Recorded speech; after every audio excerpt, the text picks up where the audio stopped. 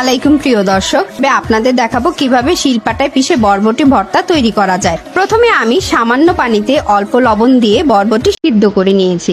এবার শিলপাটায় বেটে নিব। এক এক করে কাঁচামরিচ, ধনেপাতা, রসুন আর পেঁয়াজ সাথে সামান্য লবণ দিয়ে সব একসাথে ভালোভাবে বেটে নিব। পেঁয়াজটা আধো বাটা করে নিলে বেশি ভালো।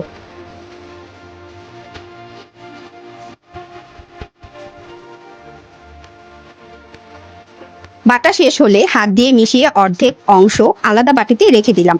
এবার বাকি অর্ধেকের সাথে সরিষার তেল মেখে একই বাটিতে রাখবো। দুভাবে ভর্তা খেতে ভীষণ মজা, তবে সরিষার তেল দেওয়া ভর্তার স্বাদে থাকে ঝাঁঝালো এক ভিন্ন আমেজ। আপনাদের জন্য একটি ছোট্ট টিপস, ভর্তার উপরে সামান্য ভাজা পেঁয়াজ বা কাঁচা লঙ্কার রিংস দিয়ে গার্নিশ করুন, এতে স্বাদ আরো বেড়ে যাবে। এই মজাদার বরবটি ভর্তা দেখে আর ধৈর্য ধরে থাকা গেল না। শিলপাটায় অল্প পরিমাণ ভাত দিয়ে খেয়ে দেখলাম, খেয়ে বুঝলাম এই ভর্তাটা কত মজাদার। মনে পড়ে যাচ্ছে সেই শৈশবের দিনগুলোর কথা, যখন নানি দাদি ঠিক এভাবে ভর্তা বানিয়ে খাওয়াতেন। একবার আপনিও চেষ্টা করে দেখুন, দেখবেন ভর্তা দিয়ে ভাত খেতে আর আলাদা কিছু দরকার হবে না।